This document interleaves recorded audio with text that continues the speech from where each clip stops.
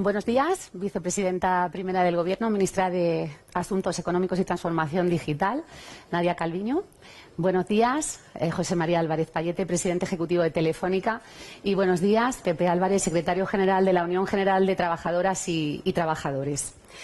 Bienvenidos, buenos días también a todas las personas que hoy nos acompañáis de forma presencial y en streaming, también a todos los invitados e invitadas institucionales y fraternales. Bienvenidas y bienvenidos a esta interesante jornada confederal organizada por UGT, Web 3.0, Tecnología, Gobernanza y Trabajo. Soy Inmaculada Álvarez, secretaria del sector de Comunicaciones y Cultura de UGT en Andalucía. Y bueno, aunque impresiona un poco estar hoy aquí, pues tengo que reconocer que es un privilegio poder presentar hoy estas jornadas con tres ponentes excepcionales y en un lugar como este que refleja muchos de los valores que hoy queremos poner en valor, ¿no? Este histórico edificio de Gran Vía abrió sus puertas en el año 1929. Ha sido testigo de la adaptación y de la transformación tecnológica de Telefónica y del conjunto de la sociedad española. Pero en sus orígenes, en el año 1929, fue una gran central telefónica y además fue centro de trabajo de más de medio millar de mujeres, las telefonistas, cuya profesión se convirtió en una de las más modernas de la época y, bueno, estas mujeres fueron pioneras en conectar la vida de las personas. Muchas gracias a la Fundación Telefónica por cedernos este espacio. Damos continuidad con esta jornada al continuo interés y a la preocupación de nuestro sindicato por valorar la cantidad de cambios que se están produciendo en esta revolución tecnológica y cómo están afectando a la vida de las personas, cómo están afectando a todos los ámbitos de nuestra vida, cómo están modelando nuestra sociedad, cómo están cambiando nuestra economía, cómo debemos gobernarlos, cómo debemos regularlos y cómo están impactando en el mundo del trabajo y del empleo.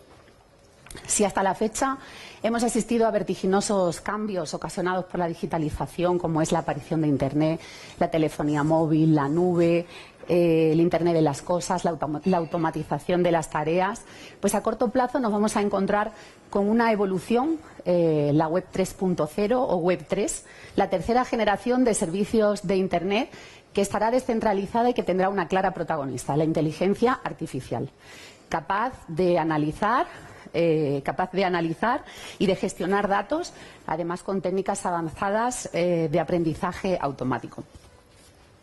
Se trata de un progreso tan necesario como inevitable. Esta nueva transformación cambiará la Internet que conocemos, disponiendo de infraestructuras capaces de entender el significado de la información que discurre por la red hasta un punto que todavía no somos capaces de entrever.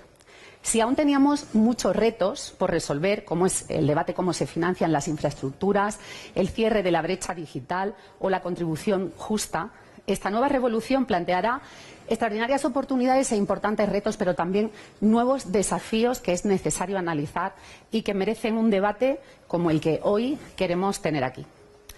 Tres ponentes excepcionales del más elevado prestigio y máxima autoridad en cada uno de los ámbitos que pretendemos analizar: gobernanza, tecnología y trabajo. Los tres comparten algo muy importante para nuestro sindicato y es su visión de la necesidad de abordar la regulación de esta revolución digital poniendo siempre a las personas en el centro de todas las decisiones, sin perder nunca de vista la dimensión humana y los valores que deben gobernar la transformación que hoy se está produciendo. ¿Cómo asegurar la sostenibilidad de la economía y el reparto de la riqueza en un mundo que va a ser prácticamente intangible? ¿Cómo podrá afrontar nuestro Gobierno y el de la Unión Europea el necesario equilibrio entre evolución de la Web 3.0, infraestructuras y empleo, que permita el desarrollo digital de nuestro país a partir de las infraestructuras que nos han situado entre las mejores redes del mundo? Damos la palabra a la vicepresidenta primera del Gobierno y ministra de Asuntos Económicos y Transformación Digital, Nadia Calviño. Muchas gracias.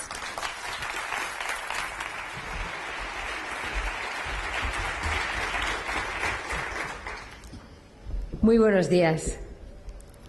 Qué gran placer, es un gran placer volver a este espacio, además con presencialidad ya casi normal, normal, en realidad, miro, y la verdad es que estamos todos pues mucho más juntos y mucho más cerca, lo cual es un síntoma fantástico en comparación con las últimas veces en las que estuve aquí. Y además me hace una ilusión especial compartir escenario, compartir programa, evidentemente con Pepe Álvarez, con el líder de la Unión General de Trabajadores, y con José María Álvarez Payete, que son personas, como ya se ha señalado y muy bien aquí, que creo que tienen la aproximación necesaria a las cuestiones que titulan la jornada de hoy: tecnología, gobernanza, trabajo. Y además me parece particularmente adecuado que celebremos esta jornada hoy, que han salido los datos de la encuesta de población activa, por empezar por la palabra trabajo, ¿no? Y lo que hemos visto es que esta encuesta confirma la aceleración de la creación de empleo en nuestro país en el primer trimestre del año, que ya venía adelantándonos los datos de afiliación a la Seguridad Social. Tenemos casi 20,5 millones de ocupados. Se han creado 368.000 puestos de trabajo en los últimos 12 meses. La población activa ha aumentado en 321.000 personas en estos 12 meses. Se acerca ya al récord histórico de 23,6 millones personas. Y además son contratos más estables. Tenemos 1,5 millones más de personas con un contrato indefinido que hace un año. Mínimos históricos de temporalidad, y esta creación de empleo ha sido particularmente dinámica en el ámbito de las tecnologías de la información y las comunicaciones y actividades científicas. En los últimos 4 años, entre el primer trimestre de 2019 y el primer trimestre de 2023, el empleo en estos dos ámbitos ha crecido un 21,4% frente a la media del 5% del conjunto de la economía. Y quería empezar por estos datos porque yo creo que ilustran muy bien el cambio estructural que se está produciendo en nuestra economía, un cambio en el que los fondos europeos y el plan de recuperación, estábamos justo hablando de eso, ¿verdad, Pepe?, de la importancia de esos proyectos estratégicos, está teniendo sin duda un papel fundamental, como lo está teniendo el proceso de digitalización, de cambio tecnológico que se está produciendo a nuestro alrededor y que estamos aprovechando plenamente y encauzando, yo creo, adecuadamente para conseguir una digitalización humanista, como aquí se ha señalado, que resulte en un mundo mejor, en una España mejor, en más y mejores oportunidades de empleo de calidad, estable, con salarios mejores para los trabajadores, y en más y mejores oportunidades de rentabilidad y productividad para las empresas de nuestro país. El hecho de que la digitalización se esté acelerando exponencialmente, y lo veíamos en el vídeo introductorio que acabamos de compartir, yo creo que no merece más elaboración. Precisamente la última vez que estuve aquí en el espacio Telefónica estábamos hablando de eso, de cómo la pandemia había acelerado exponencialmente este cambio tecnológico. Y eso está dando lugar a nuevos desafíos. Es fundamental cómo hagamos frente a estos desafíos, qué gobernanza también establezcamos, cuál es el marco normativo que a nivel nacional, pero sobre todo a nivel europeo e internacional, puesto que es un cambio tecnológico que se está acelerando vertiginosamente a nivel global y los retos son globales. ¿Cómo vamos a hacer frente a estos retos, a estos desafíos que se generan con las nuevas tecnologías relacionados con los datos, con la privacidad, con los sesgos que se pueden integrar en estos algoritmos, en estos procesos, el impacto sobre el empleo, el impacto sobre nuestras vidas y el impacto sobre el buen funcionamiento de nuestras democracias? Y estos son temas que en los últimos 5 años hemos ido viendo, nos hemos tenido que plantear preguntas que quizá hace 10 o 15 años nos parecían impensables, relacionadas con este rápido cambio tecnológico. Afortunadamente, España parte de una posición de fuerza para aprovechar esta revolución industrial. Tenemos unas infraestructuras sin parangón. Me ha gustado mucho la referencia a esas redes que lideramos en el mundo. Estamos en el podio de las 3 economías que tienen redes de fibra más amplias del mundo, después de Japón y de Corea. Sí, estamos verdaderamente en el podio mundial. A nivel europeo, como saben, hemos subido del puesto 11º al puesto 7º en los índices de digitalización, y estamos en los primeros niveles en términos de infraestructuras de conectividad, en términos de administración digital. Tenemos empresas líderes, no lo tengo que decir aquí en Telefónica hoy, a nivel mundial en precisamente estos cambios tecnológicos y el desarrollo de esas nuevas tecnologías. Tenemos universidades y centros de I+D también líderes mundiales. Muchas veces no somos conscientes de la red de excelencia que existe en nuestro país, el talento que tenemos en nuestro país en todas estas nuevas tecnologías. Tenemos una administración más digitalizada que las de los países de nuestro entorno y, además, tenemos una hoja de ruta. Esa Agenda España Digital que aprobamos en julio de 2020, que hemos actualizado de nuevo el año pasado, en julio de 2022, que hemos compartido y desarrollado a través de 8 planes específicos y que es una hoja de ruta no solo para la Administración, no solo para el Gobierno de España, cómo queremos impulsar este proceso de cambio, sino también, yo creo, una hoja de ruta importante para hacerlo junto con el sector privado y junto con el conjunto de los agentes sociales y de nuestra sociedad. Desde que llegamos al Gobierno en 2018 hemos impulsado este proceso de digitalización poniendo en el centro a las personas, una digitalización humanista. Esta es la esencia de estos 8 planes detallados, con un enfoque que actúa en 3 dimensiones. En primer lugar, infraestructuras y tecnología, impulsando la conectividad, el 5G, la ciberseguridad, la inteligencia artificial. En segundo lugar, la economía, con una atención muy especial a las pymes, que son el corazón del tejido productivo de nuestro país, y las administraciones públicas, cuyo poder tractor en este ámbito es evidente. También el sector audiovisual. España tiene un sector audiovisual muy potente, somos uno de los líderes mundiales y queremos aprovecharlo también como una palanca de transformación. Y, en tercer lugar, las personas, impulsando las competencias digitales y, como decía hace un momento, asegurándonos de que todas las personas, los trabajadores, las trabajadoras, los mayores, los niños, las niñas, hoy en el Día de las Niñas en las tecnologías de información y comunicaciones, tienen la oportunidad de acceder a los puestos de trabajo de la nueva economía digital y también tienen la oportunidad de acceder a esos servicios digitales y a las oportunidades de desarrollo personal y profesional en el ámbito digital, que cada vez más son absolutamente fundamentales. Y todo ello protegiendo los derechos individuales y colectivos, nuestros valores democráticos, gracias a una Carta de Derechos Digitales que aprobamos, que hemos publicado, que hemos difundido, que ha inspirado el trabajo desarrollado en el ámbito de la Unión Europea y de la OCDE, que en marzo se extendió en una Carta de Derechos Digitales con la cumbre que tuvimos con América Latina, y que yo espero podamos cada vez más insertar dentro del trabajo parlamentario, del trabajo legislativo, para asegurarnos de que todos los desarrollos que se produzcan en nuestro país y en nuestro continente en los próximos años siguen y tienen esta Carta de Derechos Digitales como una brújula. Los fondos europeos nos han permitido que lo que en 2020 era una visión de futuro se esté convirtiendo en una realidad. Hemos podido multiplicar por 7 la inversión pública en el periodo 2021-2023 con respecto al periodo 2018-2020 en el ámbito de la digitalización, la inversión del Estado. Y este esfuerzo, como decía, ya está dando sus frutos. Gracias al programa de conectividad único, en junio de 2022 el 90% de las viviendas de nuestro país tenían acceso a redes de banda ancha de al menos 100 megabits por segundo.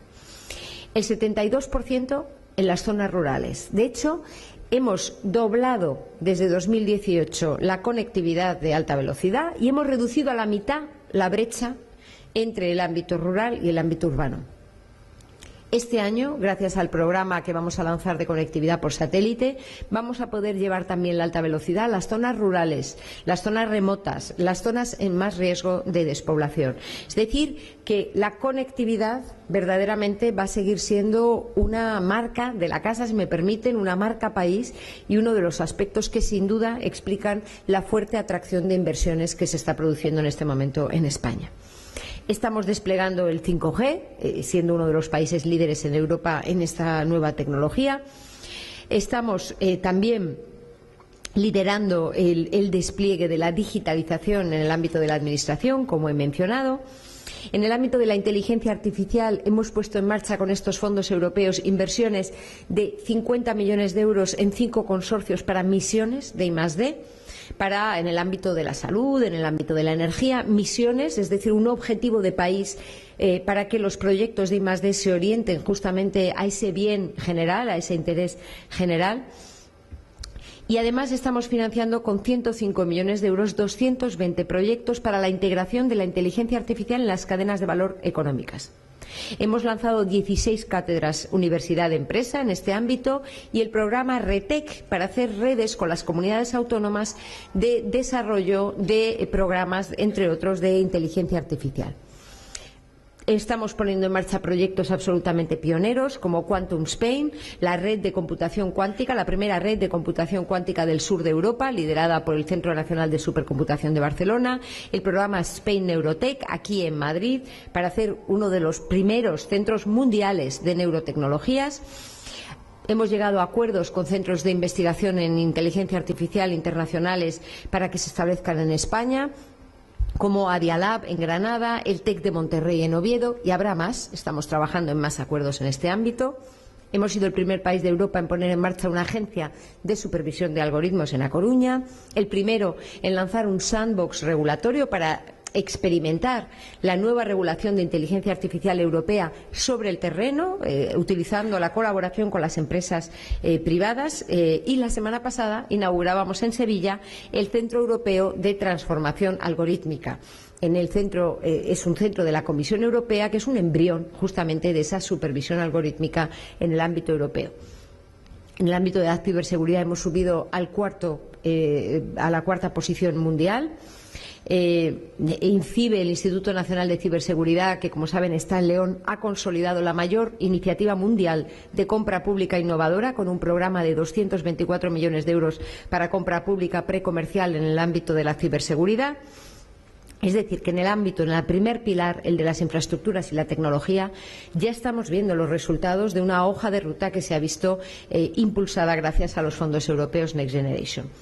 En el ámbito de la economía, no tengo que hablar aquí de la importancia del kit digital para la digitalización de las pymes. Más de 200.000 pequeñas empresas y autónomos de nuestro país ya tienen un bono de digitalización para desplegar inversiones por más de 1.000 millones de euros. Hemos aprobado la ley de startups. El valor del sector de las startups tecnológicas en nuestro país está valorado en 93.000 millones de euros. Esto es casi 4 veces más que en 2018. En materia audiovisual podría hablar horas de cómo estamos impulsando el potencial de este sector. Baste simplemente mencionar, y quiero solo dejar aquí referencia a los 2 proyectos estratégicos en el ámbito digital, el del PERTE de la nueva economía de la lengua, para que la inteligencia artificial piense también en español, y el PERTE Chip para el ecosistema industrial de fabricación de semiconductores en nuestro país. Estos son los 2 primeros pilares, pero este año el pilar más importante es el tercero, el de las personas. Estamos en el año europeo de las capacidades. Y tenemos que asegurarnos de aprovechar plenamente esta inversión de fondos europeos para que toda la población española, como decía antes, mayores, jóvenes, hombres, mujeres, también los colectivos en riesgo de exclusión social, accedan a estas competencias que son indispensables para el trabajo y para la vida. Por eso hemos lanzado el Pacto por la Generación D. No lo tengo que explicar aquí en la Fundación Telefónica, porque justamente esta es una institución que desde hace ya muchos años está impulsando estas competencias digitales con numerosos programas y es uno de nuestros protagonistas del Pacto por la Generación D, pero que ya congrega a las principales empresas e instituciones de nuestro país justamente para poner bajo esta bandera todos los programas que ya están en marcha de competencias digitales del conjunto de la población. Estos programas en marcha ya han llegado a más de 360.000 personas desde que pusimos en marcha el Pacto por la Generación D y casi 100.000 personas en proceso de formación. La presidencia europea que vamos a tener en la segunda parte del año llega, por tanto, en un momento absolutamente clave desde el punto de vista digital. Porque el momento para establecer el marco y las reglas que queremos que rijan en estas nuevas tecnologías, el momento es ahora, evidentemente. Somos la última presidencia europea completa. La presidencia belga no va a poder completar el semestre antes de las elecciones europeas y, evidentemente, antes de las elecciones del Parlamento Europeo, además, es difícil llegar a esos acuerdos y, por tanto, la presidencia española va a tener una enorme presión para llegar a acuerdos en reglamentos que son absolutamente esenciales para tener un modelo europeo que creemos es el único modelo posible para que estas nuevas tecnologías y, en particular, la inteligencia artificial se desarrollen de una manera que sea compatible con nuestros valores y nuestros derechos. Tenemos expedientes tan importantes como el Reglamento de Inteligencia Artificial, el de Identidad Digital Europea, el de ciberresiliencia, el de plataformas digitales. Aquí España también va adelantada con nuestra ley Rider, que supone un referente y un ejemplo que puede inspirar el trabajo a nivel europeo. Es decir, que tenemos en este momento todo el ámbito digital está en ebullición, si lo puedo decir así, y España tiene una posición de liderazgo que además se va a proyectar en lo que podamos lograr durante la presidencia europea. He hablado de tecnología, de trabajo.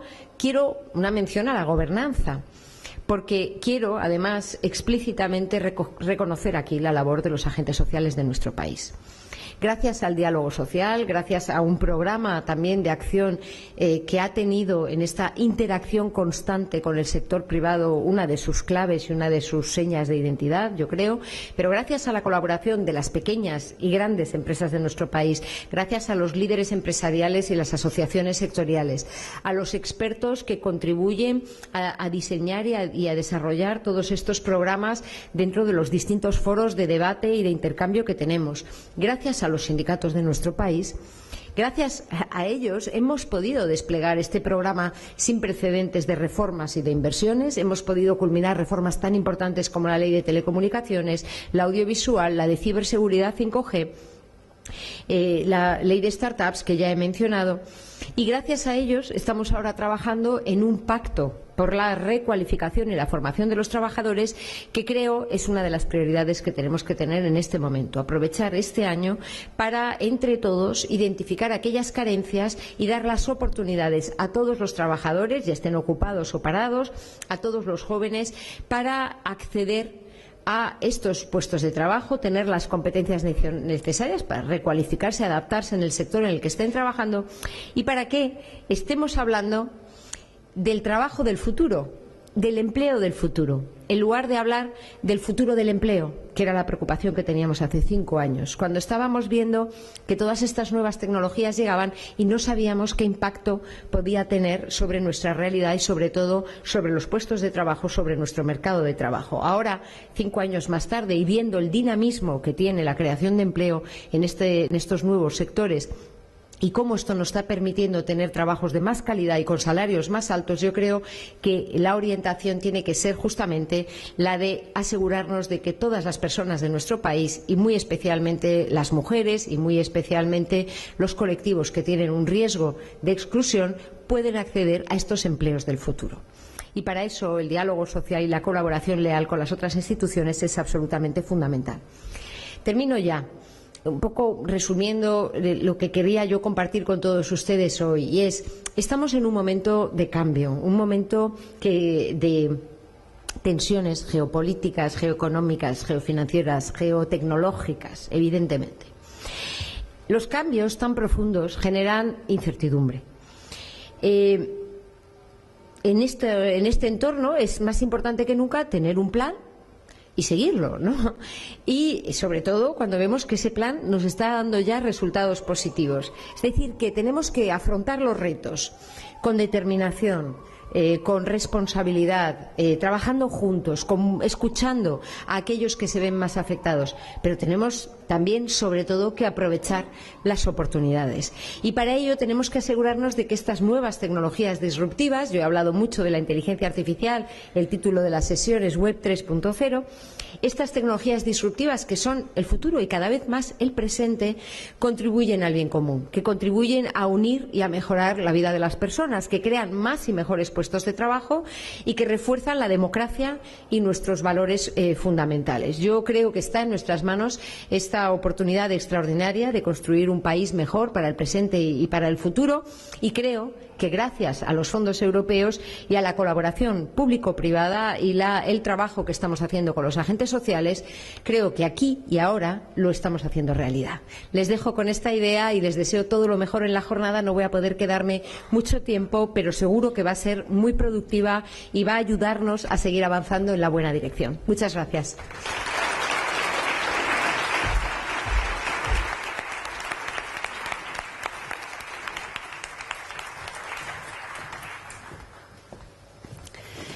Muchas gracias, vicepresidenta. Muchas gracias, Nadia, por mostrarnos la hoja de ruta del Gobierno, las inversiones que procurarán, esa brújula que procurará que nadie se quede atrás, que el desarrollo social y digital en nuestro país sea una realidad, sin olvidarnos de nadie. Muchas gracias. ¿Cómo definir unas nuevas reglas de juego que garanticen el crecimiento y la competitividad de las empresas, pero también la inversión, el desarrollo social y el empleo?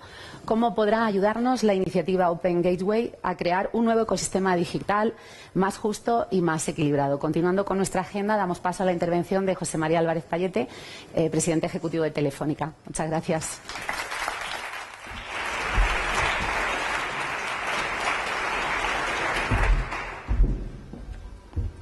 Vicepresidenta, secretario general de UGT, bienvenidos todos, amigos y amigas, a Telefónica. Es un auténtico honor haber sido invitado a estas jornadas. Quiero agradecer especialmente a Pepe y a Alfredo Mesa que me hayan permitido participar. Yo les voy a hablar brevemente de lo que vemos desde Telefónica, qué creemos que está pasando, qué creemos que va a pasar y qué papel tienen las redes de telecomunicaciones en todo esto. Empezando por esta transparencia que, si me permiten, les explicaré al final qué significan las tres leyes y por qué creo que es especialmente pertinente en estas jornadas. Verán, lo que estamos viviendo es simplemente la mayor revolución tecnológica de la historia de la humanidad. Cuando uno toma una serie macroeconómica larga de qué impacto ha tenido en el PIB de cada momento un cambio tecnológico, nunca ha habido una revolución tecnológica que esté impactando tanto en la sociedad como la que estamos viviendo. Lo que estamos viviendo es 4 veces lo que fue la revolución industrial en impacto sobre la sociedad, y el mensaje es que cada vez que ha pasado algo parecido lo ha cambiado todo. Ha cambiado la economía, la política, la sociedad, la cultura. Es un cambio radical porque se descubren nuevas formas de hacer cosas y se descubren nuevas posibilidades que hasta ese momento no éramos capaces de cubrir o de hacer. ¿Qué significa esto? Pues que esto que estamos viviendo no es simplemente una tecnología, es una acumulación de tecnologías. Son muchas tecnologías que ocurren simultáneamente y que además se retroalimentan unas a otras. Es imposible comprender la inteligencia artificial sin el reconocimiento de imágenes o el reconocimiento de voz. Es imposible conocer cualquiera de estas tecnologías sin una capacidad de procesamiento de datos como es la computación. Y es imposible hacer todo esto si no tenemos en cuenta lo que es las redes de telecomunicaciones. Son muchas tecnologías que ocurren simultáneamente en el tiempo y que además se retroalimentan unas a otras. Y el efecto es brutalmente poderoso. ¿Por qué? Porque el principal mensaje es que esto no es una era de cambios, es un cambio de era. Es una nueva era. Es una nueva era como lo fue en su momento el Renacimiento, como lo fue la Revolución Industrial, como fue la llegada de la electricidad o como fue la llegada de Internet. Es un auténtico cambio de era y, por lo tanto, muchas de las reglas que servían para la era anterior tienen que ser adaptadas a esta nueva era. No todo lo que actualmente es capaz de hacer la tecnología es socialmente aceptable, no todo lo que la tecnología es capaz de proporcionar es contemplado en la regulación actual y, por lo tanto, tenemos que tener la mente abierta para decidir como sociedad cómo queremos que esto ocurra. Porque si hasta ahora creíamos que la llegada de Internet y sobre todo la Web 2, por entrar ya en el ámbito de la jornada, lo que es la Web 3, lo ha cambiado todo, ha cambiado muchas cosas. Web 2 al final no es más la confluencia de dos grandes tendencias, lo que es el mundo del móvil, la llegada del móvil a las redes, más el mundo de la computación. El teléfono móvil que llevamos en nuestro bolsillo hoy en día tiene miles de veces más capacidad de computación que toda la NASA cuando mandó un hombre a la Luna en 1969. Nos hemos acostumbrado a que esa confluencia entre la movilidad y la computación es nuestro día a día, y esto ha creado una nueva economía, ha creado el mundo de los datos, ha creado el mundo de las plataformas. Y ha sido una de las épocas de mayor innovación que ha tenido la humanidad, también de mayores desafíos, como ya estamos viviendo. Pero la Web 3 va mucho más allá. La Web 3 es la confluencia de 4 grandes factores. La propia Web 3, que ahora veremos qué significa, pero es la computación masiva, mucha más computación. Cuando creíamos que el límite de la ley de Moore se aproximaba porque no había más espacio físico para poner chips en una pastilla de silicio, aparecen las redes de computación neurofórmicas, que lo que hacen es asimilar diferentes formas de computación para aumentar todavía más la computación mientras llega la computación cuántica. En paralelo a eso tenemos el mundo de la inteligencia artificial y una explosión de redes de alta capacidad, como es la fibra o el 5G, que eliminan los obstáculos de capacidad, de velocidad, pero sobre todo de latencia. La Web3, además, proporciona una descentralización masiva con técnicas como el blockchain o el network slicing o el edge computing, y por lo tanto es una red distinta. Ya no es una red centralizada en plataformas arriba, sino que es una red masivamente descentralizada. Y eso cambia las reglas del juego. Los que ganaron en el mundo de la Web 2 no son necesariamente los ganadores en el mundo de la Web 3. La inteligencia artificial cambia todo. El ChatGPT no es que ya nos conteste de forma muy proactiva preguntas que tengamos y por lo tanto probablemente reemplace en su momento al buscador. Es que si uno le pide que haga programas que programe en Java, en este caso concreto es aproximar el entero más próximo a la raíz cuadrada de un número que le metamos, eso lo hace. El 40% de lo que hoy hace un programador ya lo puede hacer ChatGPT y además va a seguir aprendiendo, va a seguir haciendo cosas. Pero además es capaz de imaginar. Si le decimos, la Gioconda, le decimos que se imagine el resto del cuadro, en función del contexto se lo imagina y además lo crea. Es capaz de crear, es capaz de extrapolar conocimiento actual en todos los ámbitos. Este es el mundo del arte. Pero también es capaz de inventar cosas que no han ocurrido. Si uno le pide, imagínate o créame imágenes de cómo sería la detención del presidente Trump, te las crea con una dosis de realismo cada vez mejor, cada vez mayor. Y por lo tanto son muchos retos los que se plantea. Retos, como decimos, de la gobernanza, retos del empleo, pero también retos de las reglas más básicas de convivencia social. Veremos el desafío de la verdad. ¿Qué significa esto para el mundo de la verdad? Aún le queda camino por recorrer. Si uno le pide, imagínate un salmón por un río, pues no es perfecta. Se imaginan las imágenes más cercanas que tiene un salmón. Y si teclean muchos de ustedes su propia información en ChatGPT, verán que no es perfecto. No es perfecto. Pero tiene la ventaja de que aprende. ChatGPT es la tecnología que más rápido se ha adoptado en la historia de la humanidad. Al teléfono fijo le costó 75 años alcanzar 100 millones de usuarios en el mundo. ChatGPT lo ha hecho en 28 días. Y cuanta más gente utilizándolo, más aprende ChatGPT. Entonces, ¿qué significa esto? ¿Votarían ustedes a un partido político cuyo programa electoral haya sido diseñado por la inteligencia artificial? Ese partido ya existe. Este es un ejemplo de Dinamarca, el partido sintético, que básicamente ha cogido todos los programas electorales de todos los partidos de los últimos, parece que son 30 años, los ha correlacionado con los resultados electorales en función de lo que la gente quería y ha elaborado un programa electoral. Pero, ¿cuál es la ideología? ¿Cuál es el modelo de sociedad que hay detrás de eso? Hay cosas que solo las personas pueden hacer. Viene además el mundo de la computación cuántica. Estamos a 5 o 10 años vista probablemente de que haya un ordenador cuántico comercialmente disponible, comercialmente asequible. La computación cuántica va a ser capaz, ya en sus primeras versiones, de procesar la información de todos los átomos del universo. Es decir, el límite de la computación no tiene en la actualidad un elemento que pueda limitar el desarrollo de todas estas tecnologías. Y por lo tanto lo que vamos es hacia la Web 3. Y la Web 3 es un cambio de paradigma. Es una red donde ya los que ganaron en la Web 2, las grandes plataformas que ganaron en la Web 2, no necesariamente son los ganadores, porque una de las ventajas que desde mi punto de vista va a tener la Web 3 es que va a descentralizar mucho la red y nos va a permitir ganar soberanía sobre nuestros datos individuales y por lo tanto sobre los datos colectivos. Es decir, la Web 3 puede acabar con algunos modelos que hoy son. Y una de las cosas que probablemente va a poder hacer la Web 3 es el mundo de los tokens. Los tokens son mucho más que las criptomonedas. Los tokens son mucho más que lo que estamos viendo de los NFTs. Los tokens básicamente es que todo nuestro comportamiento en el mundo digital es susceptible de tener un valor. Por dónde nos movemos, cuántas veces nos movemos por ciertas esquinas de la población, cómo navegamos por Internet, cómo pagamos nuestras facturas, cuántos somos en casa, qué tipo de gustos tenemos. Hasta ahora es una información que no somos capaces de monetizar porque no sabemos cuánto vale. El mundo de los tokens nos va a permitir saber y ser dueños de nuestro comportamiento y poder decidir, por lo tanto, qué niveles de privacidad queremos mantener. Y además, esto va a ser cada vez más intuitivo. Hasta ahora, antes, inicialmente, en el mundo de la computación, eran las tarjetas perforadas las que metían la información a la máquina para que la máquina leyera. A partir de ahí fuimos evolucionando y pasamos a la línea de comandos, programar línea a línea, y de ahí pasamos a poder teclear, poder programar en forma de bloques, y de ahí pasamos a decirle con la voz, como somos capaces de hacer ahora a los asistentes de voz que hagan cosas por nosotros, y estamos ya en la interfaz inmersiva, que es que nos ponemos unas gafas y nos metemos en la realidad aumentada, en la realidad virtual, y somos capaces de interactuar con la máquina. Y viene ya lo que se llama las interfaces más humanas.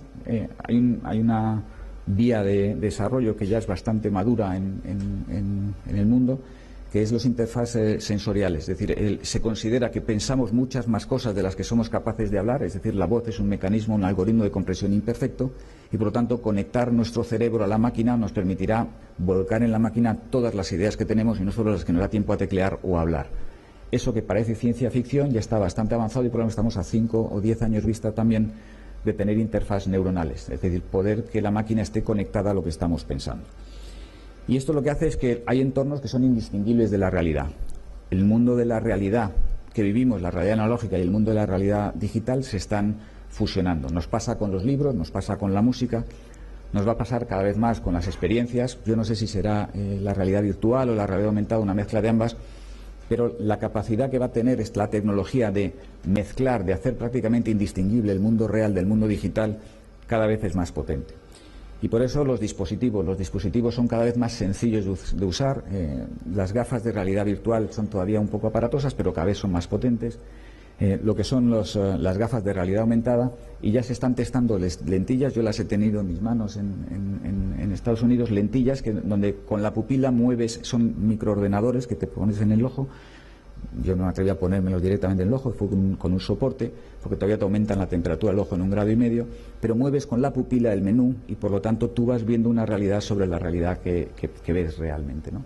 Esto ya está esta startup ya vale como 250 millones de dólares, la ha invertido en ella el gobierno americano para el Departamento de Defensa, probablemente la veamos. Y ya estamos, el año pasado lo que más de moda estaba era el metaverso. Todos hablábamos del metaverso. Este año es la inteligencia artificial. El año que viene, quién sabe, ¿no? Yo no sé si han tenido oportunidad de experimentar el metaverso, lo que es una gafa de realidad virtual. Y el metaverso no significa un mundo enteramente virtual donde mi avatar hace cosas. El metaverso también son experiencias inmersivas. Los vídeos de YouTube están disponibles en la aplicación de Oculus, con lo cual uno puede ver vídeos en 360 grados. Yo no he estado nunca en Petra, en Jordania, pero me apetecía conocerlo, me puse las gafas, visité Petra, y es que estás allí, te da vértigo, porque además como lo han grabado con un dron, piensas que estás a 3 o 4 metros de altura. Y engañan a tu cerebro porque realmente tu cerebro piensa que la realidad que estás viendo es la realidad que experimenta. El metaverso es un ecosistema, no es simplemente el mundo de la realidad virtual, son muchas más cosas y se está desarrollando. Ya les digo, yo no sé si será la realidad virtual o la realidad aumentada o una mezcla de ambas. Desde luego, lo que sí me preocupa es que pueden ser universos cerrados, es decir, que puede haber un metaverso donde pasemos una parte del tiempo que no se hable con otros metaversos y por lo tanto que el mundo de las plataformas que conocemos ahora nos condene también a realidades más cerradas. Y eso me preocupa. Pero, en fin, decirles que todo lo que son el mundo de los hologramas, que todo lo que es el mundo del reconocimiento de voz, de imagen, de reconocimiento de gestos a través de dispositivos, está en plena explosión. ¿Esto qué significa para las redes de Telefónica? Pues que si hasta ahora nos hemos tenido que acostumbrar a crecimientos del tráfico de entre el 20 y el 30% cada año, imagínese una fábrica de coches que tuviera que fabricar cada año un 30 o un 40% más de coches. Eso es lo que nos pasa a nosotros. En los próximos años esto se va a multiplicar por 24 veces. Y esto las redes tradicionales no van a poder soportarlo. Y por eso la importancia de la fibra y el 5G. Decirles que esta revolución acaba de empezar. Acaba de empezar. Si lo que creíamos que hemos visto hasta ahora es impresionante, lo que viene. Y eso lo que va a proponer es nuevos servicios digitales. Probablemente los parabrisas de los coches se van a convertir en pantallas de realidad aumentada. Ya existen algunas cosas que se proyectan, y si no serán las gafas que llevemos, pero el mundo de la navegación se va a volver mucho más intuitivo. El mundo de la fábrica, de las compañías que tienen instalaciones fabriles, a través de la alineación de la latencia, los gemelos virtuales, el mundo de las reparaciones, el mundo de testar nuevos productos y servicios, el mundo de la educación, todo va a cambiar. Todo va a cambiar y va a cambiar todavía más de lo que ya ha cambiado. ¿Y esto qué significa? Que las redes de telecomunicaciones del futuro ya no son las redes que nos vieron nacer hace 99 años. Telefónica cumplirá 100 años el año que viene, que es algo que nos hace mucha ilusión, pero cumpliremos nuestros 100 años siendo la primera compañía de Europa en cerrar la red de cobre. Seremos la primera compañía de Europa que ya solo tendrá fibra. ¿Y eso qué significa? Pues que cuando uno despliega fibra y despliega 5G y le pone los sistemas encima y además le aplica inteligencia artificial a la forma de gestionar la red, eso ya no es una red de telecomunicaciones, es algo mucho más poderoso, es algo mucho más potente. Y si la red de telecomunicaciones desde 1924 ha cambiado en nuestro país, si la red móvil ha cambiado en nuestro país, lo que la red es capaz de hacer y va a ser capaz de hacer va a ser todavía mucho mejor. Y por lo tanto lo que les digo es que esto ya no es una red de telecomunicaciones, es un superordenador. Y ese es el superordenador más descentralizado porque está en cada esquina del territorio. La red de fibra cubre hoy en día el 82% del territorio y gracias a los fondos europeos que mencionaba la vicepresidenta va a cubrir el 100% del territorio. Seremos uno de los primeros países del mundo en tener acceso de ultra velocidad en todas las esquinas del territorio. Y eso cambia el mundo. Porque una de las ventajas que va a tener la Web3, que les decía, es que cambia las reglas del juego. La nube, lo que conocemos como la nube, que es la computación en la nube, no va a ser capaz de procesar todos los datos que vamos a gestionar, porque toda nuestra vida va a generar datos, todo va a estar conectado, nuestra ropa, nuestro reloj, nuestras gafas, los coches, las neveras, todo, las farolas, todo va a estar conectado y generando información. La nube no va a ser capaz de procesarlo porque va a ser tan caro transportarlos desde la red a la nube, procesarlos y devolverlos, que es mucho más eficiente que todo se pueda procesar en el extremo, en lo que se llama el edge computing o el hyper edge computing. Y cuando tú tienes un superordenador en el territorio, eso lo que hace es que complementa la nube, pero también abre la posibilidad de cambiar las reglas del juego. Porque nosotros lo que estamos intentando hacer es hacer enchufes universales, es decir, que a través de una simple línea de código tú puedas utilizar las capacidades de la red, cualquiera. Y eso lo que significa es que el mundo de la innovación va a cambiar.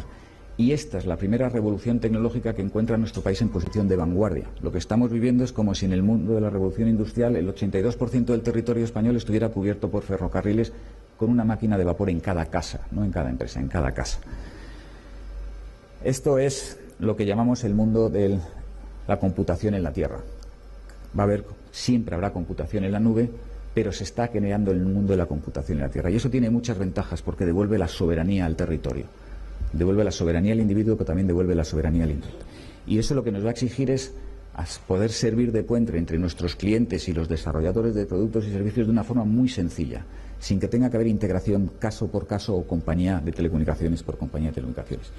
Y ese es el mundo del Open Gateway. Ese es el mundo que hemos presentado en Barcelona a través de la Asociación Mundial de Móviles. Recuerden que la Asociación Mundial de Empresas del Sector se creó hace 37 años para federar la voz, para que el roaming existiera, para que se pudiera utilizar el mismo terminal en cualquier sitio que fueras. Y de repente la voz, la gente ya no quiere pagar por ella. El producto que nos vio nacer hace 99 años ha vuelto irrelevante, pero hemos sido capaces de encontrar un producto que la gente adora, que son los datos. Si federamos los superordenadores de la Tierra, como están federados en la nube en manos de muy pocos, en manos de 3 o 4, en la Tierra hay 680 compañías de telecomunicaciones que pueden federar sus superordenadores. Si hacemos todos las mismas APIs, si todos tenemos el mismo código para hacer las mismas cosas, es como el mundo del roaming, pero elevado a la enésima potencia. Devolvemos la innovación a la Tierra. Y por lo tanto nosotros creemos que la tecnología siempre ha venido a contribuir al desarrollo de las personas. El problema es que siempre hay asimetría cuando nace una nueva tecnología. Gente que la sabe aprovechar mejor y gente que sabe adaptarse y gente que no sabe adaptarse. Y por lo tanto vamos a ser capaces de solucionar problemas probablemente como el cambio climático o enfermedades que hoy no tienen cura. Pero no todo es aceptable. ¿Por qué? Porque viene con muchas incertidumbres. La vicepresidenta ha hablado del mundo de la privacidad y la protección de los datos. Yo también les quiero hablar de los bots, de lo que hacen los bots en el mundo de las redes sociales, de lo que es la manipulación de la opinión pública, o desde mi punto de vista uno de los mayores desafíos que tenemos, y es el cuestionamiento de la verdad. Es decir, la democracia está basada sobre piedras angulares, una de las cuales es que hay ciertas verdades que no discutimos. La separación de poderes, la legitimidad de las elecciones, la transparencia de las elecciones. Si empezamos a cuestionarnos eso, estamos erosionando el edificio de la verdad. Y por lo tanto, a lo mejor, aquí tienen ustedes algunos de los que las personalidades que firmaron un manifiesto hace 2 semanas sobre la necesidad de pausar el desarrollo de la inteligencia artificial, porque empezamos a tener máquinas que no sabemos lo que hacen. Ya no se programa línea a línea. Tú le das una instrucción a la máquina busca la forma de hacerlo. Lo han visto con ChatGPT, le hemos dado la instrucción de que programe y programa. Pero no sabemos cómo ha programado, no sabemos cuál es la lógica que le ha llevado a programar. Por lo tanto, hay una necesidad de algunas preguntas básicas que estructuran las sociedades. ¿Es ético poder elegir el coeficiente intelectual de nuestros hijos? Porque descifrando el genoma humano vamos a poder hacer cosas que no sabemos si como sociedad son las que queremos hacer. ¿Podemos alimentar ChatGPT con todos los sesgos que tiene el mundo actual? Porque si los alimentamos con esos sesgos, ese cerebro aprenderá con esos sesgos. ¿No deberíamos intentar corregir esos sesgos para que ChatGPT aprenda de otra forma? ¿Dónde quedan derechos analógicos esenciales? Ninguno de nosotros dejamos que en nuestra casa entre cualquiera a ver qué estamos comiendo, si somos del Madrid o del Barça, si nos gusta ver qué tipo de películas, y sin embargo en el mundo digital damos acepto a cualquier cosa que nos pongan por delante con tal de poder utilizar esa plataforma. ¿Cómo defender la democracia ante desafíos que se llaman híbridos? Ahora mismo hay 3 frentes de posible conflicto: la guerra tradicional, la guerra nuclear, pero se ha desarrollado un nuevo frente que son lo que se llaman las amenazas híbridas, campañas masivas de ciberataques combinadas con campañas masivas de desinformación que te hacen dudar de todo. Si hay un ataque masivo contra infraestructuras críticas y en el mismo momento hay un ataque masivo de desinformación, pues se produce. Y aquí les traigo una cita que a mí me llamó la atención del inicio del racionalismo, el pienso luego existo, la época en la que la razón debía imperar sobre cualquier otro tipo de marco, fuera el marco cultural, fuera el marco religioso. Pero claro, es que estamos en un momento en el que la máquina empieza a pensar, porque hace cosas que nosotros no sabemos cómo ha hecho. La traducción literal no es de pienso luego existo, es pienso luego soy. El latín lo tradujeron por cogito ergo sum. La máquina no va a poder ser, porque no es capaz de hacer cosas que el hombre es capaz de hacer, como son sentimientos, como solidaridad, como compasión, como emociones básicas.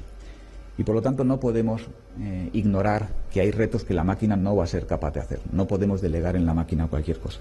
Retos como la sostenibilidad, la desigualdad o el empleo. La inteligencia artificial va a destruir millones de empleos, yo creo que va a crear millones de empleos, pero esa transición hay que manejarla con cuidado. Hay que manejarla con cuidado porque si no la manejamos con cuidado hay gente que se va a quedar detrás. Y eso es socialmente inaceptable y peligroso. Y por lo tanto, ante el reto de la sostenibilidad, decirles que no es sostenible que según desplegamos las redes, el 60% de la capacidad de la red la utilicen 5 compañías que no pagan nada por el uso de la red. Hoy en día hay 5 compañías que ocupan el 60% de la capacidad de la red y no pagan nada por ello. Nadie aceptaría que el 60% de las autovías, que el 60% de los aeropuertos o que el 60% del espacio de un mercado de alimentos lo ocuparan 5 compañías que no pagaran nada por ello. Y eso es lo que estamos aceptando en el mundo de la Iglesia. La pérdida de competitividad que eso significa. Las reglas del juego del mundo analógico, del mundo del siglo pasado, de la voz, no sirven para este mundo. Hay más redes de telecomunicaciones en España que en China. Hay centenares de compañías de telecomunicaciones en Europa y hay 3 en Estados Unidos. Eso nos hace perder competitividad y por lo tanto lo que pedimos es nuevas reglas del juego. Nosotros ya no somos un monopolio incumbente de cobre. De hecho no somos ni monopolio, ni incumbente, ni de cobre. Y por lo tanto no nos pueden regular como nos regulaban cuando éramos un monopolio incumbente de cobre. Esa época se ha acabado. Y por lo tanto no pedimos una enmienda parcial a la regulación, pedimos una enmienda a la totalidad. Hay que hacer una nueva regulación. Por lo tanto, pedimos la desregulación. Pedimos una contribución justa de aquellos que más utilizan la red. La red no se construye para unos pocos, se construye para todos. Y por lo tanto, queremos un cambio en esas reglas de juego. Y queremos que llegue el momento de que Europa gane soberanía. Europa ha ido perdiendo soberanía en el mundo de la innovación, en el mundo de la propiedad de los datos. Creemos que ha llegado el momento en el que Europa dicte sus reglas del juego. Creemos que Europa tiene que tener autonomía estratégica en el mundo digital. Hoy en día no la tenemos. Ante el reto del empleo, nosotros lo que creemos es que la capacitación es esencial. La capacitación para nosotros, por ejemplo, en el caso de Telefónica, hemos identificado cuáles son los empleos que Telefónica va a necesitar en los próximos 5 años. Y hemos proporcionado herramientas para que la gente pueda hacer un autodiagnóstico de cuáles son sus capacidades actuales y cuáles son las que va a necesitar si quiere optar a uno de esos empleos en los próximos 5 años. Y les damos las herramientas para que puedan rellenar los gaps que tienen en esa capacitación. La propia Fundación Telefónica está haciendo un esfuerzo enorme con lo que se llama el Skill Bank para hacer eso a nivel global. Tenemos que invertir en educación, tenemos que gestionar esa transición de forma responsable. No hay nada más eficiente para una compañía con Telefónica que recapacitar a su propia gente. Es mucho más barato eso que sacar gente y entrenar a nueva gente que entre a la compañía. Nadie se conoce Telefónica como la gente que hoy trabaja en Telefónica. Y por lo tanto la capacitación es importante. Tenemos uno de los mayores programas de reskilling que hay a nivel europeo. 16.000 personas de Telefónica ya lo han utilizado. Y estamos colaborando mucho con la Unión Europea y en concreto con la RT para este mundo de la capacitación. Creemos que las empresas europeas, las empresas europeas más grandes, tienen que, una de las únicas 4 iniciativas que hacemos comunes es precisamente la capacitación, lo que llamamos el reskilling para Europa, el reskilling para el empleo. Quédense con esta palabra, la capacitación. A mí no me gusta utilizar muchas palabras en inglés, lo dirán más quizás como reskilling, pero es esencial para preservar el empleo y un empleo de calidad. Y luego lo que decimos es que ante el reto de desigualdad no nos equivocamos y como en todas las anteriores revoluciones ponemos a las personas en el centro. Esto no puede ser gestionado por máquinas, esto no puede ser gestionado por plataformas, esto tiene que ser gestionado por las personas. ¿Eso qué significa? Eso significa que tenemos que aprender que la tecnología en sí misma no tiene valores. La tecnología hace cosas, pero no tiene valores. La tecnología, de hecho, hará todas las cosas que la tecnología puede hacer, pero no todas son socialmente aceptables. Lo estamos viendo con desafíos como las campañas masivas de desinformación. Y por lo tanto, lo que creemos es que hay valores como la inclusión, la confianza, el progreso, la sostenibilidad, y hay que regular.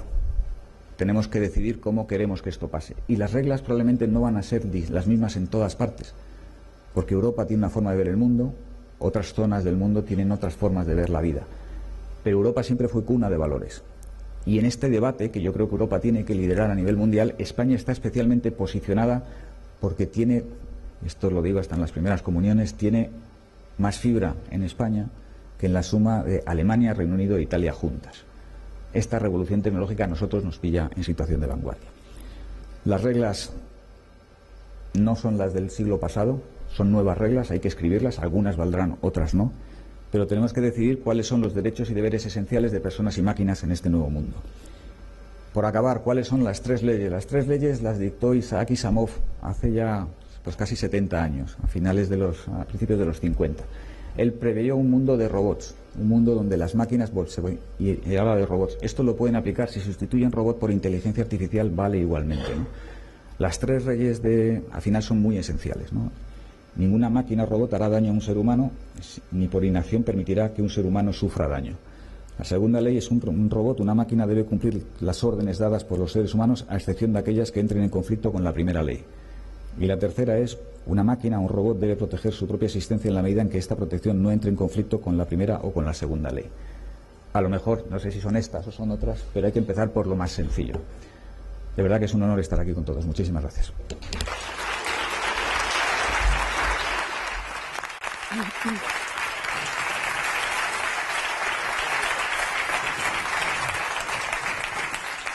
Bueno, muchas gracias, José María, por tu interesante intervención, como siempre. Una intervención que, como siempre, nos ayuda además a entender la realidad de la revolución digital en la que nos encontramos y que a veces pues nos cuesta conocer, pero desde luego yo siempre que escucho a José María me queda muy claro la situación en la que nos encontramos y cómo está afectando y va a afectar esta revolución digital. Además, es esencial que personas como tú, desde tu responsabilidad y tu influencia, pongan siempre a las personas en el centro de todas las decisiones. Siempre te he escuchado hablar de valores, de la dimensión humana y de la necesidad de no dejar a nadie atrás. Y, bueno, repito, es esencial, desde luego, para nosotros como sindicato poder contar siempre con tu colaboración. Bueno, pues por último, desde UGT siempre hemos apostado por el desarrollo de las infraestructuras como mecanismo de crecimiento. ¿Cómo asegurar en este nuevo escenario el cierre de la brecha digital? ¿Cuál va a ser el papel de los sindicatos? ¿Cómo vamos a asegurar el derecho de las personas y el derecho de los trabajadores y del conjunto de la sociedad, de las personas trabajadoras y del conjunto de la sociedad? Vamos a finalizar la jornada con la intervención de nuestro compañero Pepe. Muchas gracias, Pepe, por organizar esta jornada más que necesaria, un debate que creo que nos enriquece a todos y que, como he dicho, es más que necesario en estos momentos. Muchas gracias. Y gracias a todos.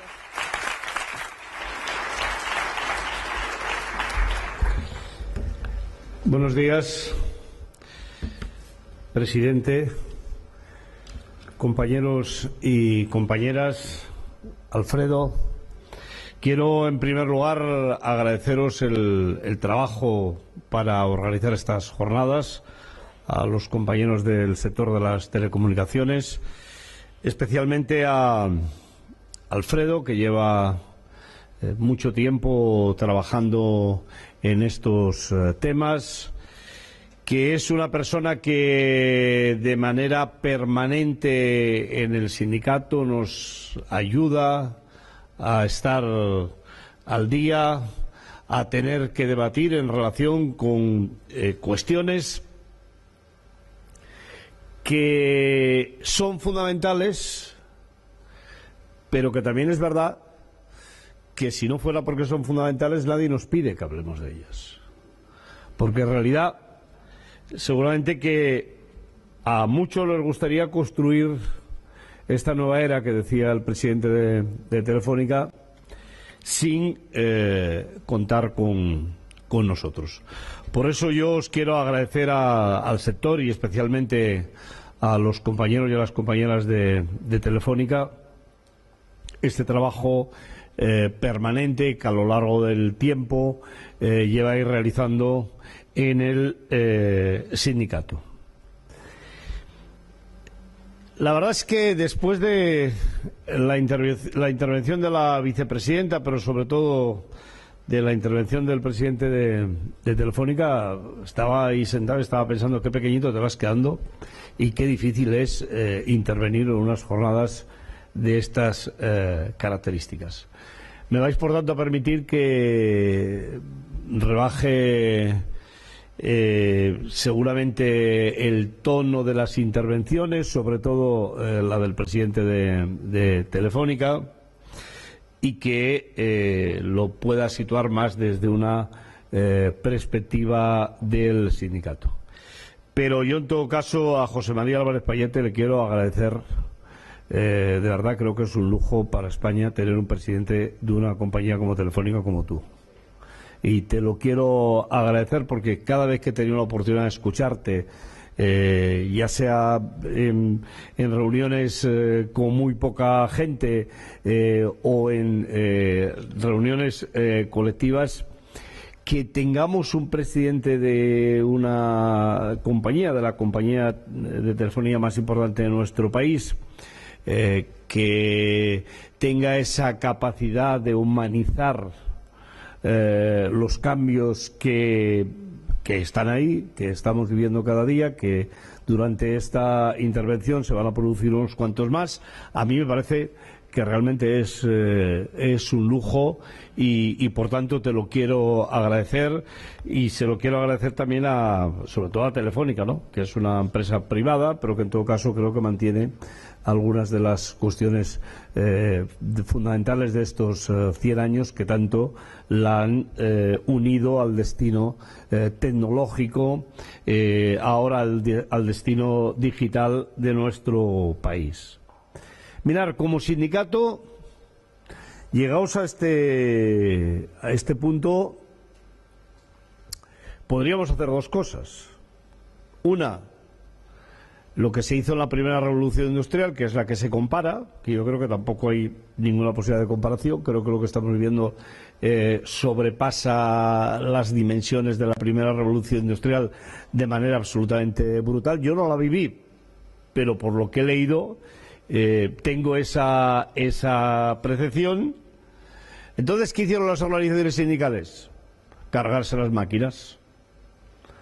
Pensaban que esa era la manera de poder mantener el empleo, mantener las condiciones de trabajo. Con el tiempo hemos visto que fue un gran error y no vamos, por tanto, nosotros a caer en el mismo error que se cayó en la primera revolución industrial. Por eso creo que no tenemos que oponernos a los avances tecnológicos, sino todo lo contrario, pero en todo caso tenemos que analizar cuáles son las consecuencias para los trabajadores y las trabajadoras, cuáles son las consecuencias para la sociedad que tienen los cambios tecnológicos.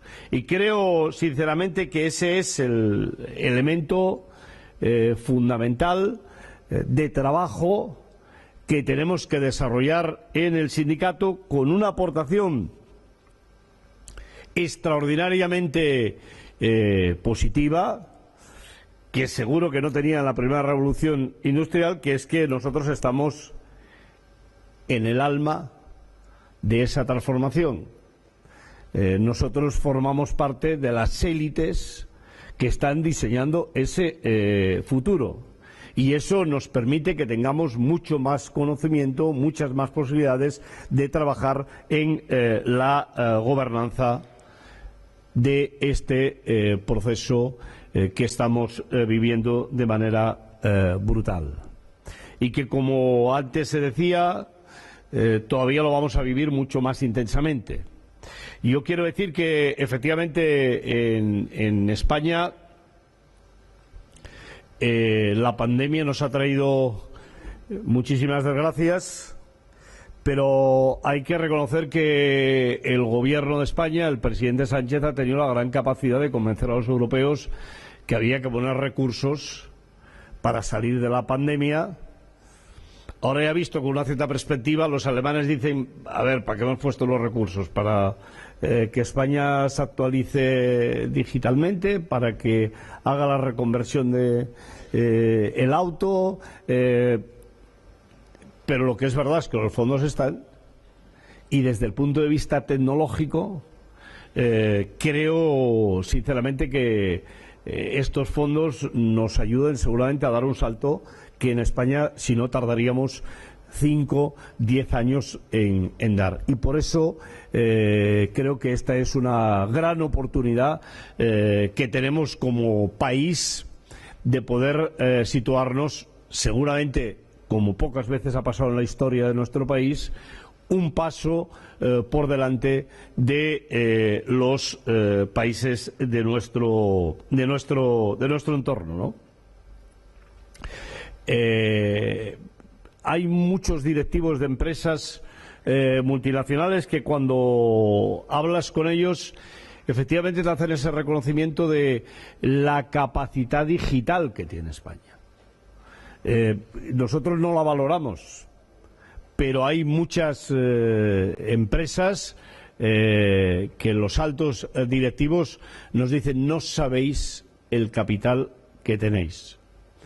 Y dicen otra cosa más: qué importante sería que además supierais cómo utilizarlo para, efectivamente, que todo ese potencial finalmente sea y represente que España va a ser un país de vanguardia en esta nueva era en la que entramos. ¿Hay riesgos? Sí, hay muchos riesgos. Desde luego, algunos de ellos que se han visto tan claramente que hemos legislado. Y a mí me parece, si queréis que os diga la verdad, me parece extraño que, por haber sido uno de los primeros países que ha sido capaz de situar algunos elementos de regulación en relación con las plataformas digitales, lo veamos como un gran éxito. Porque a mí me parece que es una legislación escasa, que es una legislación que seguramente que será puntera, pero que está superada antes incluso de que esté en pleno desarrollo, esté plenamente vigente.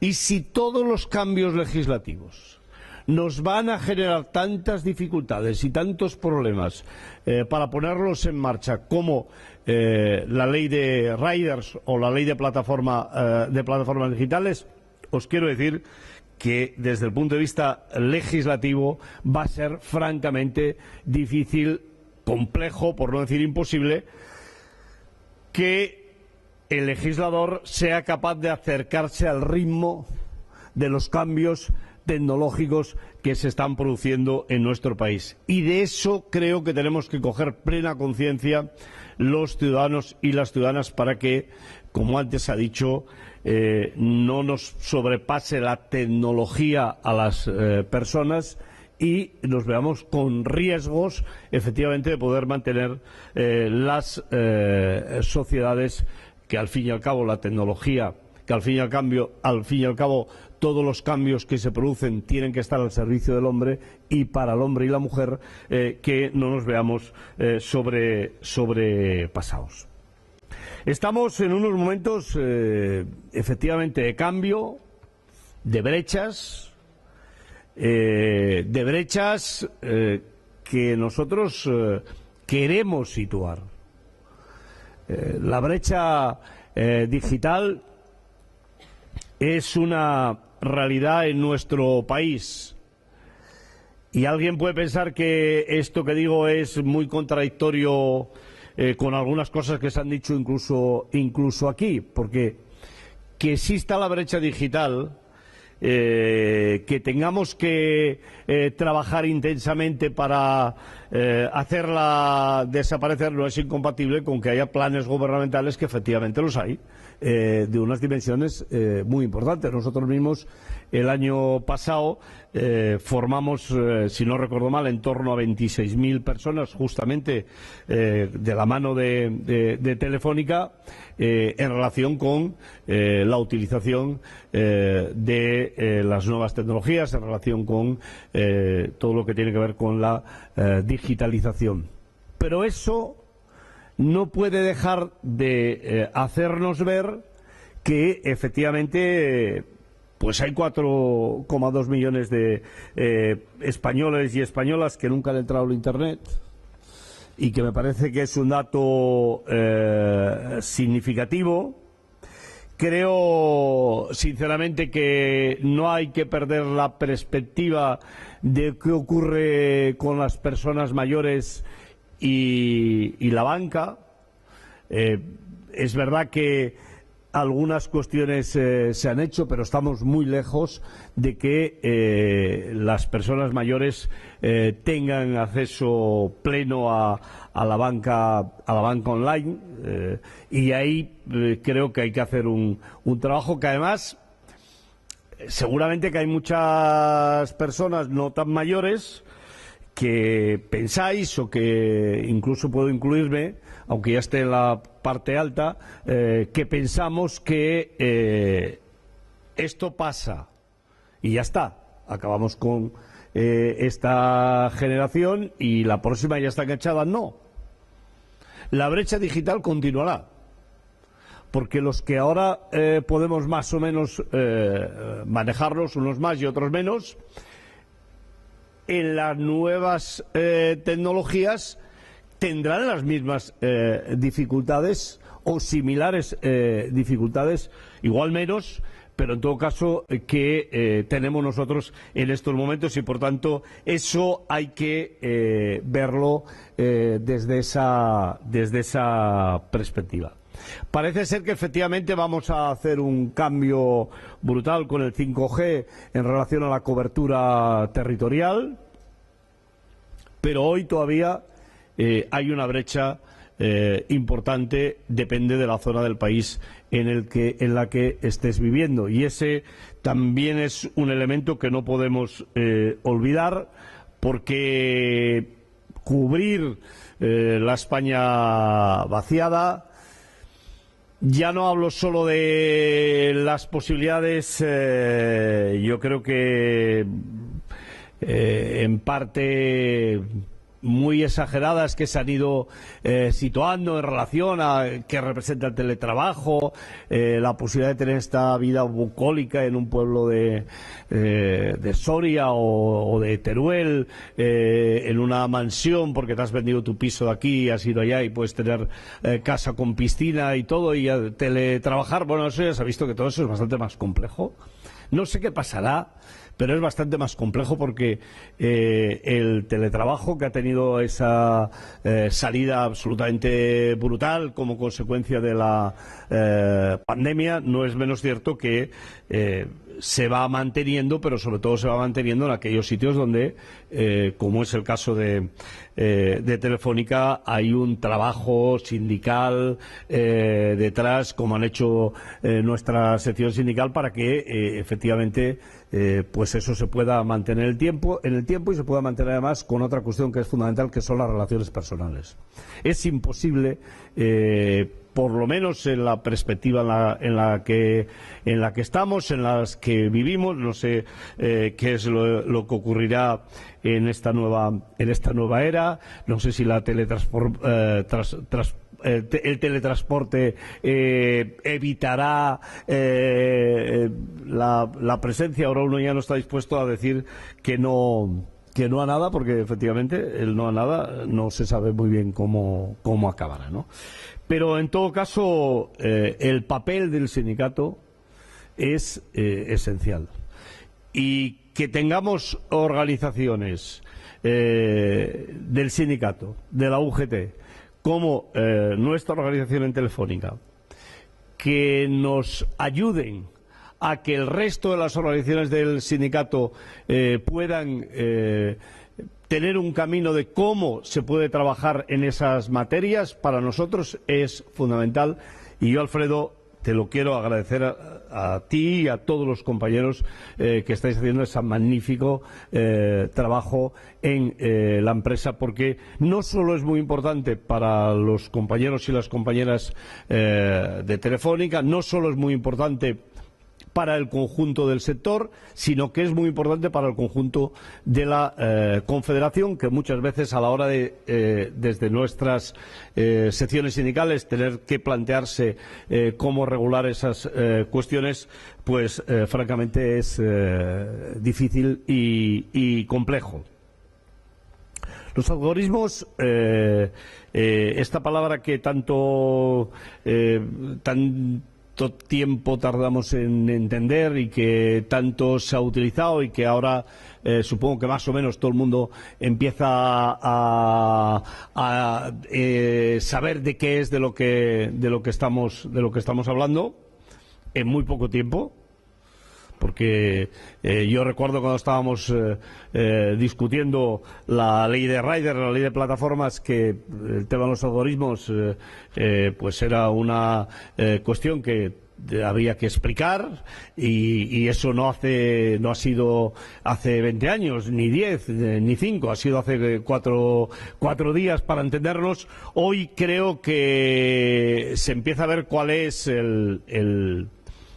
la importancia que tienen, y sobre todo la repercusión que tienen sobre la vida, sobre el trabajo de las personas.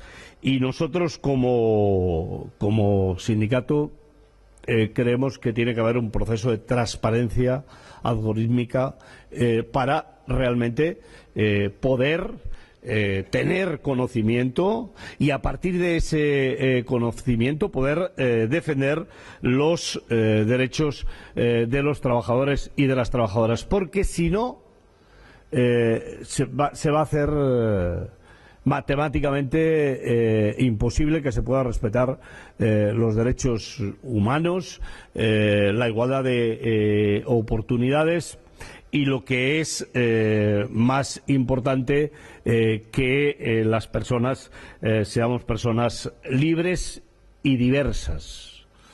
Porque es que los algoritmos pueden llevarnos en algunos elementos a la hora de tomar decisiones a elegir un tipo de persona con unas características que vengan bien a la empresa, pero que no tienen por qué venirle bien a la sociedad, y hay que combinar empresa y sociedad. Desde luego, la privacidad, la intimidad son cuestiones que han quedado absolutamente abiertas. Hoy difícilmente podemos pensar que tenemos derecho a la intimidad. Y si alguien, o que tenemos intimidad, y si alguien hace 25 años se le planteara que su casa fuera de cristal, seguro que diría, va, estamos locos. Y hoy en parte nuestra casa es de cristal.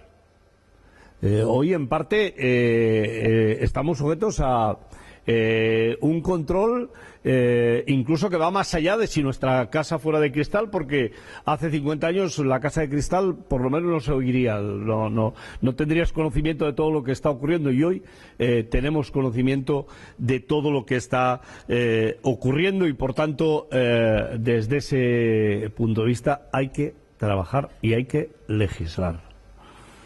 Tenemos que ser dueños de nuestros datos.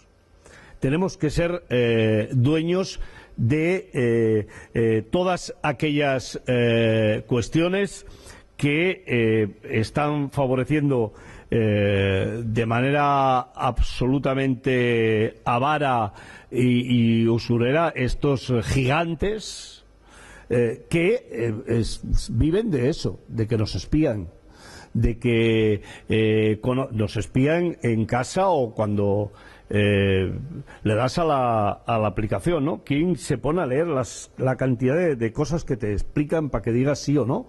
Cuando te dicen aceptar, si vas a entrar, ¿quién va a entrar y leerse todos estos rollos que yo vamos, que lo he hecho una vez en mi vida para ver qué es lo que decían, pero ¿cómo vas a leerte cada vez? Picas aceptar.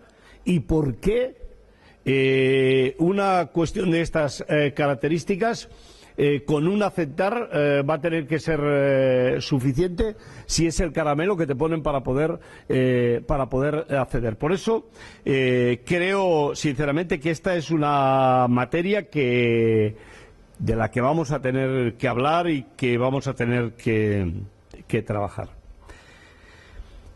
Para nosotros hay una cuestión vital ya, que es el derecho a la desconexión. Y esa es vital ahora, no hace falta entrar en la nueva era, lo era ya hace un tiempo y se está convirtiendo en una necesidad para el conjunto de los trabajadores y de las trabajadoras de nuestro país y de todos los sectores.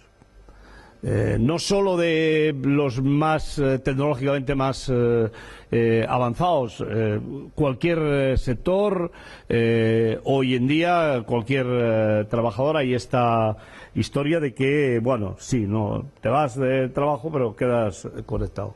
¿Con teléfono de empresa o con teléfono propio? ¿Con conexión a Internet propia o con conexión a Internet de empresa? Pero en todo caso, esta es una cuestión fundamental por derecho, pero también por la vida y la salud de los trabajadores y de las trabajadoras de nuestro país. Se habla mucho ahora de los problemas de salud mental. Y es verdad que las sociedades avanzan, incluso puede haber gente que piense, y seguro que tiene razón en parte, que estos problemas de salud mental no son de hace 4 días, que vienen de siempre, que las sociedades en cada momento ponen más énfasis o menos en relación con algunas cuestiones, pero lo que es seguro es que esta nueva era en la que estamos entrando, en la que ya estamos, genera un estrés y unos riesgos psicosociales absolutamente insoportables. Y por eso nosotros creemos que no solo hay que abordar los problemas mentales desde la perspectiva médica, sino que también los hay que abordar desde la perspectiva del trabajo. Y en eso, además, de una manera muy especial, aquellas empresas, aquellos sectores que estáis sujetos a una situación de muchísima más tensión. A mí hay una cosa que me sorprende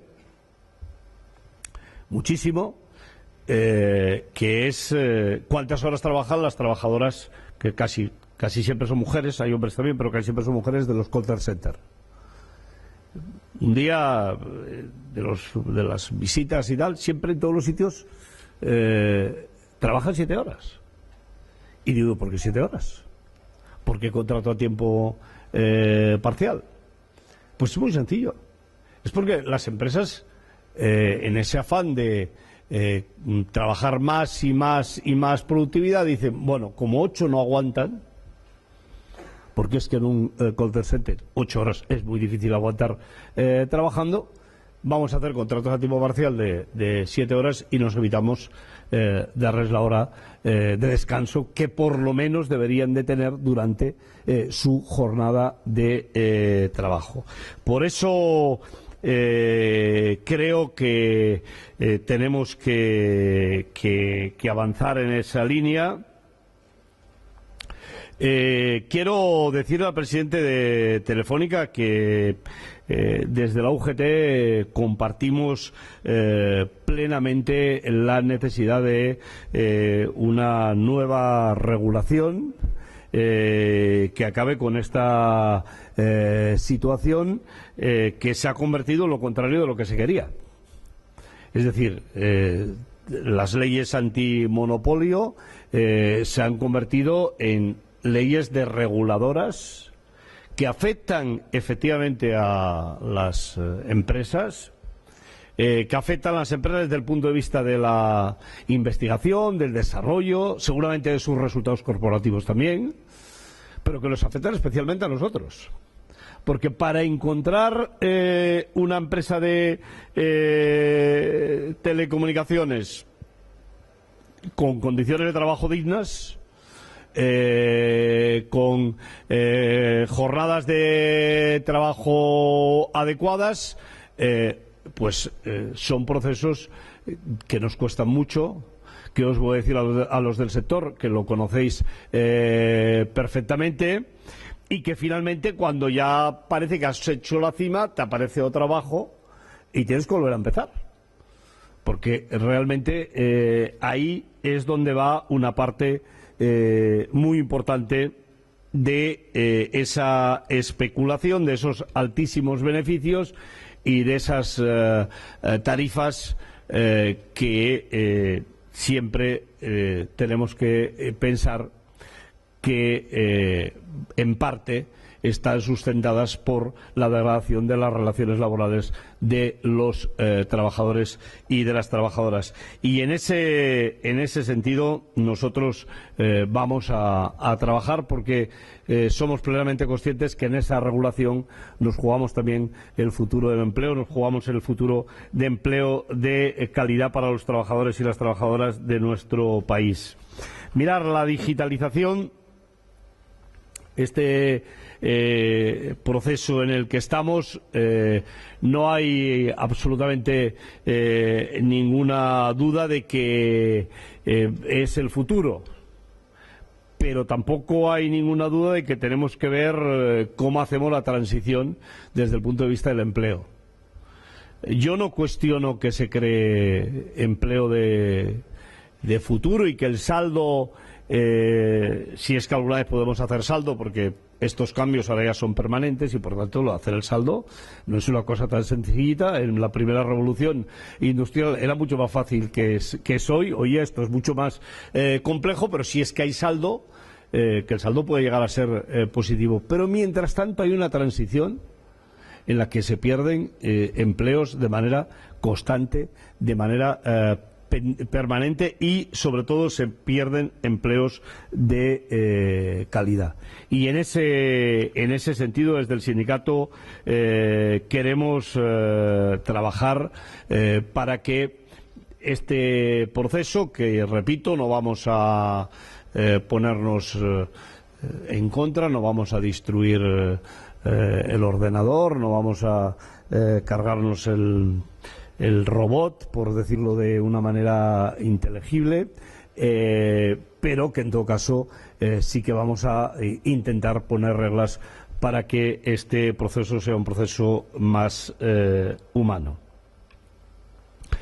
Tenemos que encontrar la manera de que la vida pública, los responsables políticos, en el gobierno o fuera del gobierno, sean plenamente conscientes del valor que tienen nuestros datos, del valor que tiene la información sobre nosotros y del valor que tienen para generar estas plusvalías brutales, estos dividendos que parece que no tienen límites. Y en ese sentido yo creo que tenemos que reclamar. Es verdad que hay que buscar un espacio más amplio que el de un país, pero nosotros estamos en un espacio muy amplio que es la Unión Europea. Nuestro país tiene peso en la Unión Europea para poder hacerlo, pero hay que empezar a situar que los datos que tienen las compañías, que utilizan las compañías, que utilizan a partir de que ponemos a aceptar, son datos nuestros y que tenemos el derecho de que se utilicen si queremos y tenemos el derecho a ponerles precio. Y en ese sentido, desde la UGT, desde las organizaciones sindicales, creo que tenemos que dar un paso adelante, porque seguramente que en este momento de la historia estamos muy empeñados, porque es muy importante que se suban los salarios, claro, y además lo sabemos hacer bastante bien, y es una cosa que no nos cuesta tanto. Estamos muy empeñados y tenemos razón en mantener el estado del bienestar, pero seguro que se nos está yendo una oportunidad de futuro, que es salario, y que deberíamos de plantearnos como objetivo el generar dentro de la sociedad ese debate, en generar en la vida política ese debate de qué valor tienen mis datos, quién puede utilizar mis datos, para qué y cómo tengo yo la posibilidad de decidir que los utilicen pagándome todos en parte, qué parte. Creo sinceramente que eso nos ayudaría a poder avanzar en este proceso, que yo creo que es absolutamente necesario, que es de regulación humana de este periodo de cambio tecnológico que dura tanto y que además parece que va a durar de manera permanente, por lo menos de manera permanente para muchísimas generaciones. Por eso yo quiero acabar mis palabras en relación con las jornadas diciéndoos que desde el sindicato os necesitamos al sector. Necesitamos que en este momento histórico que vivimos hagáis de un sector que estira del sindicato y que actualiza sus reivindicaciones.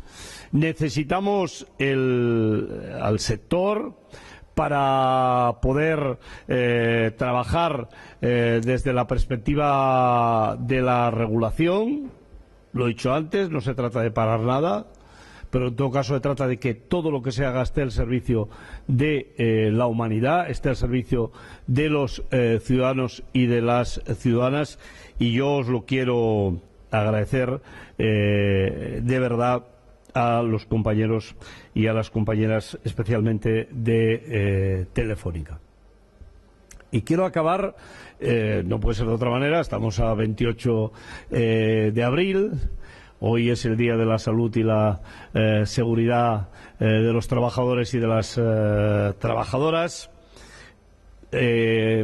Nosotros sabéis que hace mucho tiempo que venimos reclamando un cambio por lo que hace referencia a la Ley de Salud y Seguridad en el Trabajo. La que tenemos ha quedado obsoleta, tan obsoleta que no contempla la digitalización.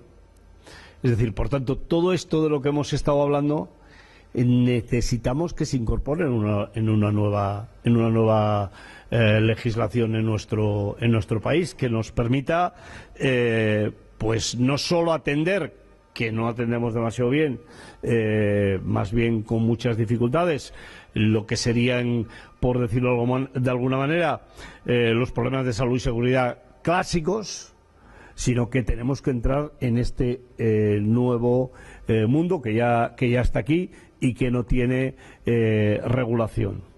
Es 28 de abril, el lunes nos vamos a manifestar, es la manifestación del 1 de mayo, y os quiero pedir vuestra participación activa. Esta manifestación del 1 de mayo es importantísima. Hay quien nos dice, bueno, pero si no hay tantos motivos para manifestaros, con todas las cosas que habéis sacado en este último año y medio. Mirad, tenemos que conseguir dos cosas muy importantes. La primera, consolidar lo que hemos conseguido. Es tan importante que podamos consolidar la reforma laboral que se pactó con las organizaciones empresariales, los sindicatos y el gobierno.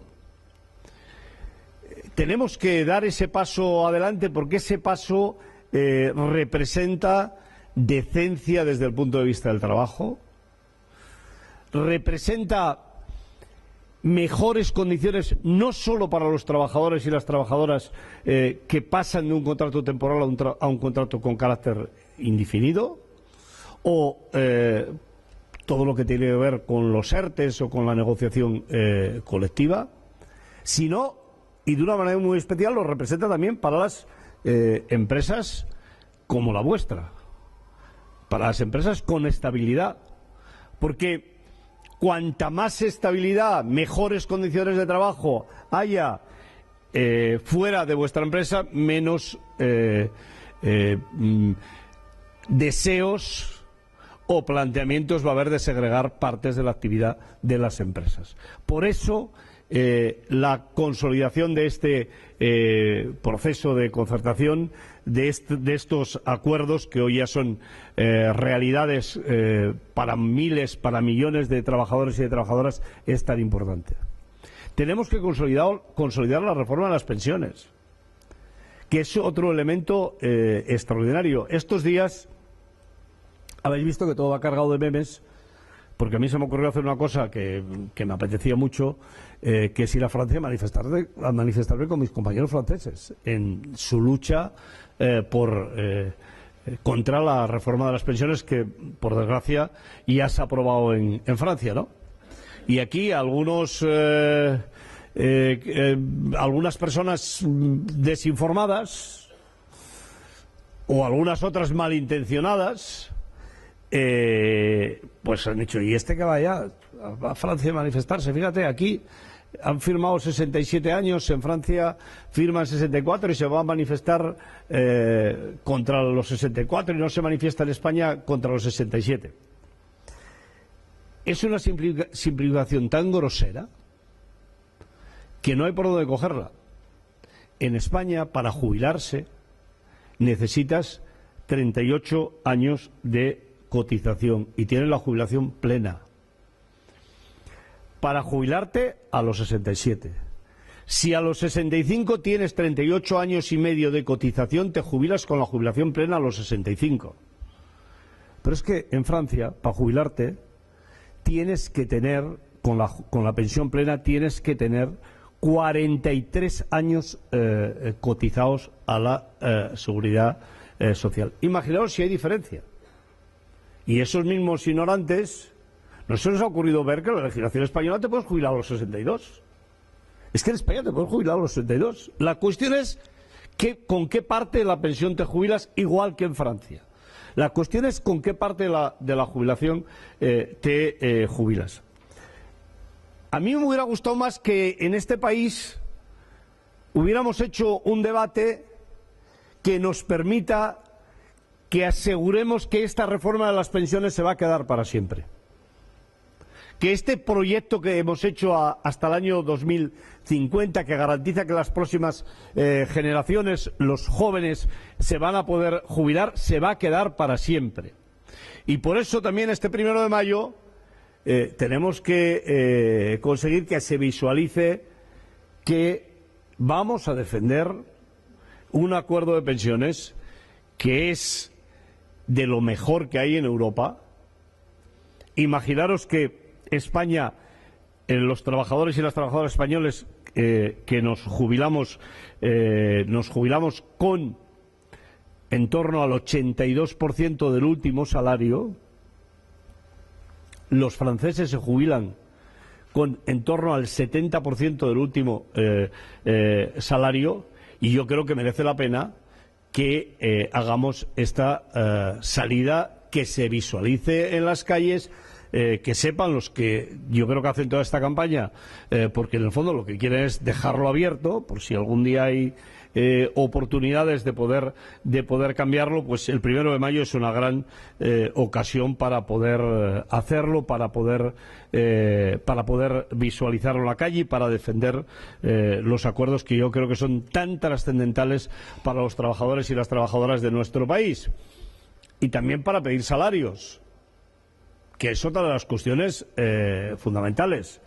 Creo sinceramente que se está poniendo tan de manifiesto y visualizando tanto hasta qué punto los salarios en España están y son uno de los puntos más débiles para poder llevar adelante la recuperación económica, que tenemos que conseguir que la COE llegue a un acuerdo con las organizaciones sindicales, porque eso es lo que nos va a ayudar a poder extender la negociación colectiva a todos los sectores.